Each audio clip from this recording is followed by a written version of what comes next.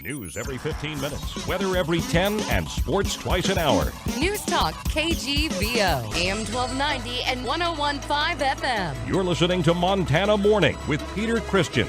A Lolo man appears on an incest charge in Justice Court. Good morning, everyone. Montana Morning for Wednesday, October 26, 2016. Right now, the sky is cloudy. We do have some light rain falling in western Montana. Roads are bare and wet. We have 46 degrees in Missoula.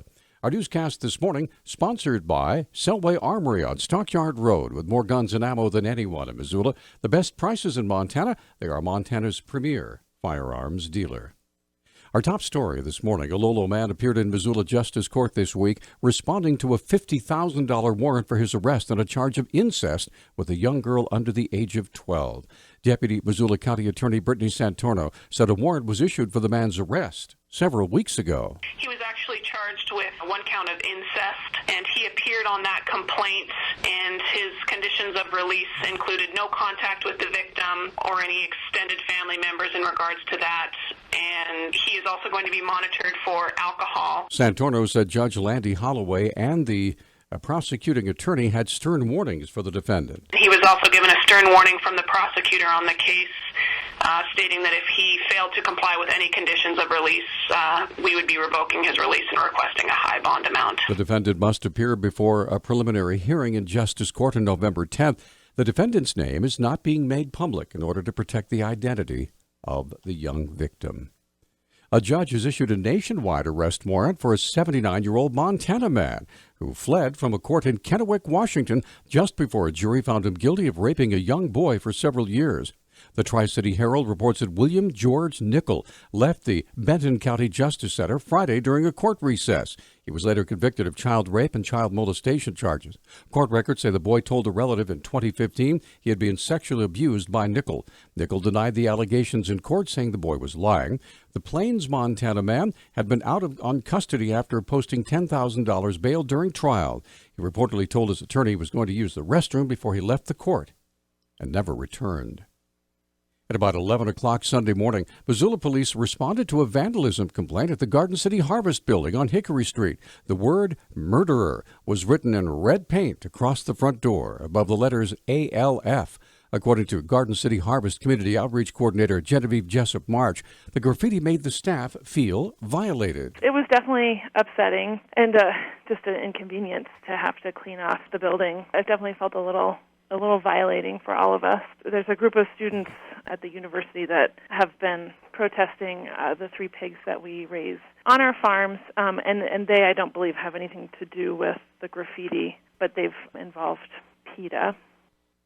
Jessup March said the emails and complaint letters have been pouring in to protest the death of 3 pigs that were raised by the Garden City Harvest and slaughtered last Wednesday to help feed the poor.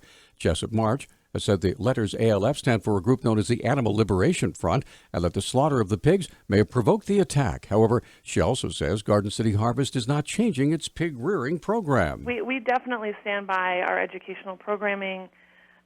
We think this is an important piece of it. You know, these kids, one of their favorite things to do when they come to the farm is learn about the pigs, and it's a really great teaching tool for us, as well as a food source for places like the food bank.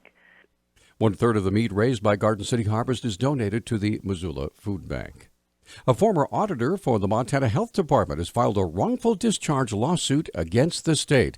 Carol Bondi alleges she was fired last year in retaliation for reporting the apparent misuse of state and federal funds by agencies receiving grants or contracts. Bondi says when Department of Public Health and Human Services officials failed to act on her concerns, she reported them to the federal government. DPHHS officials declined to comment on the lawsuit, which was filed October 18th. Agency spokesman John Ebilt noted, however, that an unemployment benefits hearing determined Bondi was fired for misconduct. The hearing found Bondi knew another employee had emailed data containing child care providers' personal information to a state legislator without authorization. The hearing also found Bondi refused to request for information from her supervisor. Both employees were then fired. The Associated Press reported yesterday that the Obama administration has confirmed the fact that health insurance premiums through the next healthcare.gov will be increasing sharply next year. The administration admitted that premiums for most plans will rise by an average of 25%. Montana Senator Steve Daines comments. Montanans are stuck with rate insurance hikes that are more than the jaw-dropping 25% national average for next year.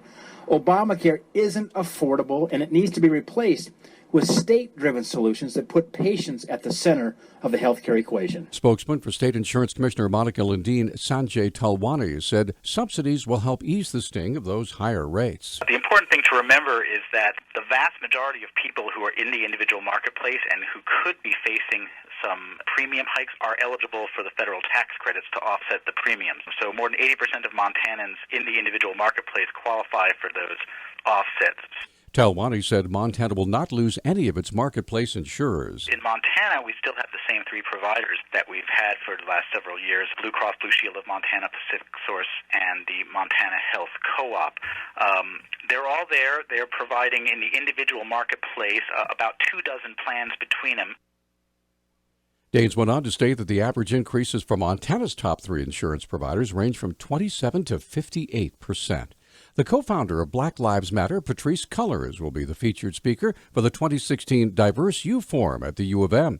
Assistant Director of U of M Student Involvement Network, Michelle Cox, said Cullors will speak on Wednesday, November 2nd. We always have a keynote speaker, and given the current climate around Black Lives Matter and the kind of the racial climate happening in the U.S., it works within our budget, and it worked out to be able to have Patrice to come to speak. Cox said Cullors will speak to the current culture in Missoula and the University of Montana from her perspective as a co-founder of Black Lives Matter. It should be a broad kind of topic on Black Lives Matter, and I'm assuming given, the demographics of the University of Montana, it might be focused a little bit on why we do say Black Lives Matter in opposition to All Lives Matter, and I feel like it holds a lot of importance to have one of the co-founders there to explain that. The event is November 2nd at the UC Ballroom, 7 to 9 p.m. It's free to the public. There'll be a question and answer session following. And finally, the National Education Association spending $528,000 to defeat a ballot initiative in Montana's election November 8th. Campaign finance reports released this week show the national group made two contributions totaling more than $500,000 to a ballot committee called Montanans for Fiscal Responsibility. The committee was formed to defeat Initiative 181, which would authorize the state to issue $200 million in bonds over the next decade for research into brain injuries and illnesses. NEA officials didn't return inquiries for comment. Eric Fever, head of the state's largest labor union, the Teachers Union, said he solicited the contribution from the national group. Fever says tying up that much money in state bonds would threaten the passage of a state infrastructure bill. Our News Talk time now, 6:12. News Talk, KGVO. Missoula's official weather station. More showers and fog around the Missoula area during the morning, but expect some clearing after midday and maybe even some sunshine to come out. High right around 57 this afternoon. I'm meteorologist Matt Gray for the NBC Montana Severe Weather Alert Team.